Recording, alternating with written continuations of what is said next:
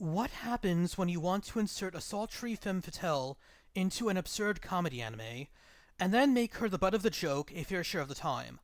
That is what you'll find with Sakura, the priestess and school nurse from Urusei Yatsera. Sakura is one of the most important characters in the anime and manga Urusei Yatsera. She is one of the first major characters introduced in the series after Ataru, Cherry, Shinobu, and Lum. She is also the perfect example of how the series can take a character who seems elegant and intimidating and then use her as both a serious anchor and a comic target in the chaos around her. Sakura's personality is emotional and temperamental, though she is also somewhat reserved.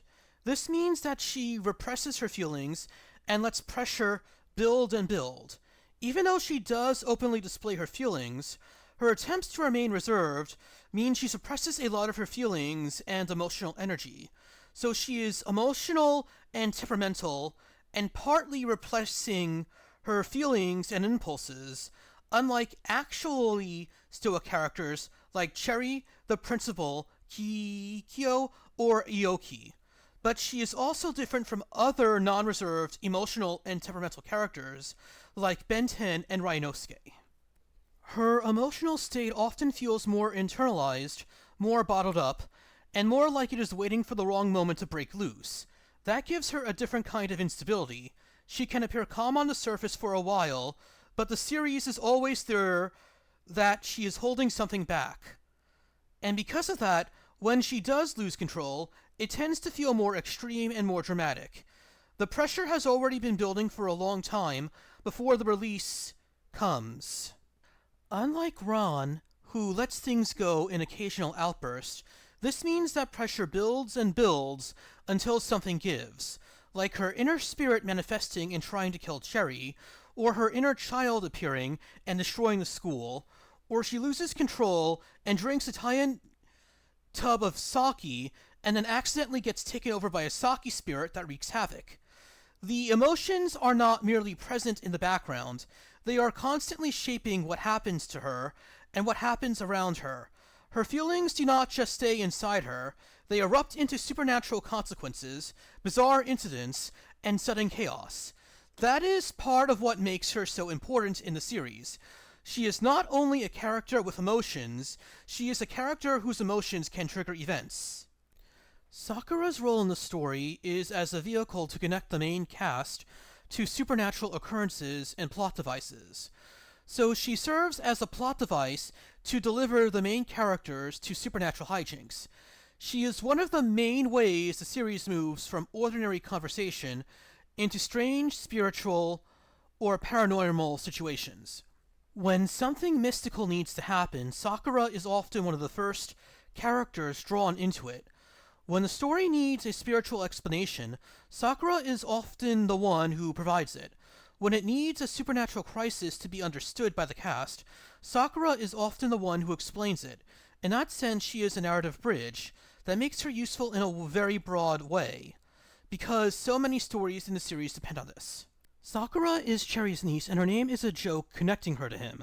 Cherry's real name is Sakurambo, which means cherry, of course, while Sakura's name means cherry blossom, so her name is a pun illustrating the family connection between them. This is a very simple joke on the surface, but it also helps define the way the series thinks about names and identity. The naming itself becomes part of the humor and part of the character relationship. Even before the story says much about them, the audience is already being told that these two belong together in a comic and symbolic way.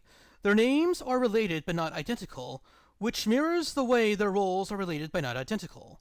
They are both spiritual figures, they are both tied to the spiritual and supernatural, but they are also different kinds of people with different energies.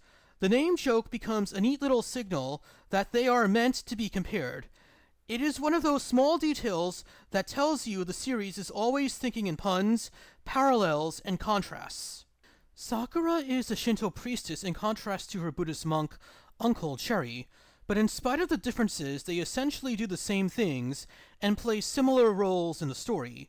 That contrast is part of the humor. On paper, they come from different spiritual traditions, and the series does acknowledge that, but in practice, they often fill a similar kind of role in the cast. They are both spiritual authorities. They are both people who can recognize strange phenomena. They are both connected to exorcism, rituals, and the supernatural structure of the story.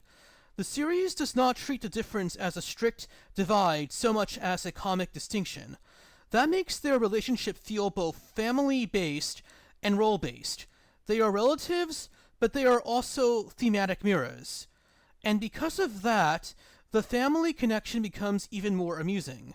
They are linked by their place in the spiritual side of the cast. Sakura grew up very sickly and unwell, afflicted by a multitude of illnesses.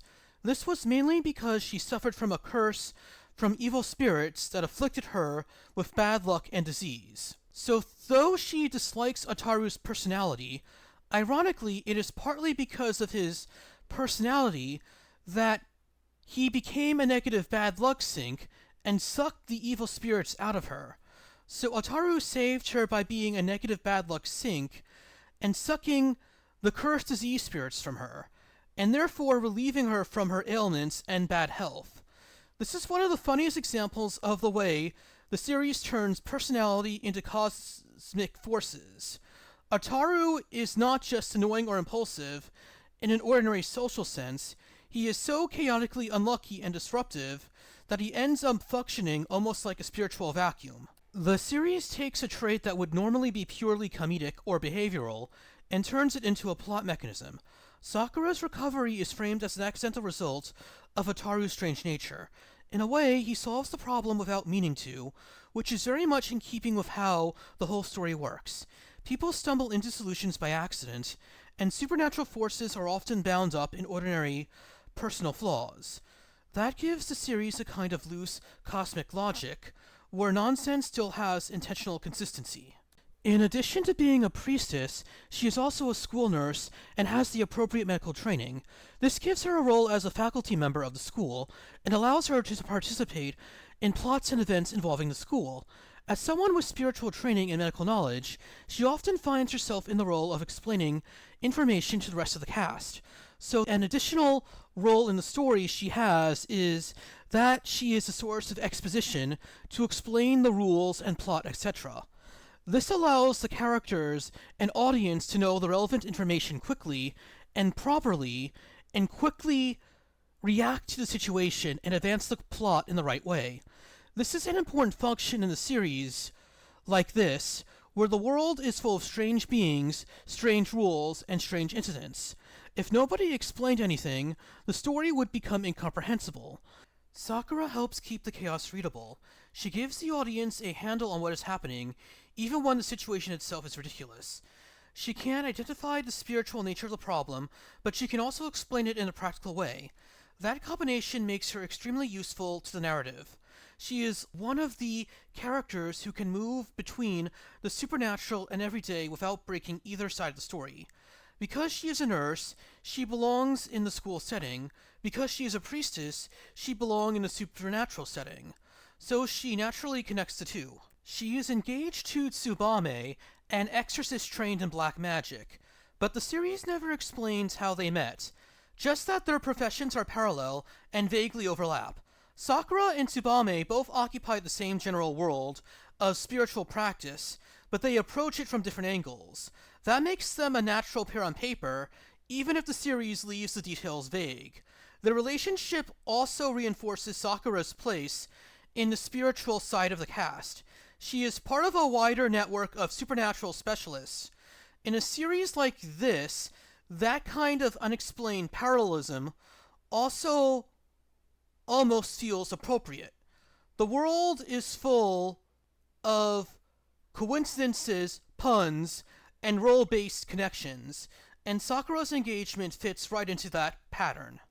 So overall, Sakura is a character whose personality, background, and function all connect very tightly. She is emotional and temperamental, but also somewhat reserved, which means her feelings tend to build up rather than disappear. She is a priestess, a nurse, a niece, a fiancée, and a source of exposition. Her name is a joke, her family is a joke, and even some of her biggest story events are jokes, but she is still important. It makes her one of the clearest examples of how the series builds character through comedy and function at the same time. She is funny, but she is also structurally important. She is emotional, but she is also a stabilizing presence. And she is one of the characters who most clearly shows how the series can turn personality into plot and plot into personality.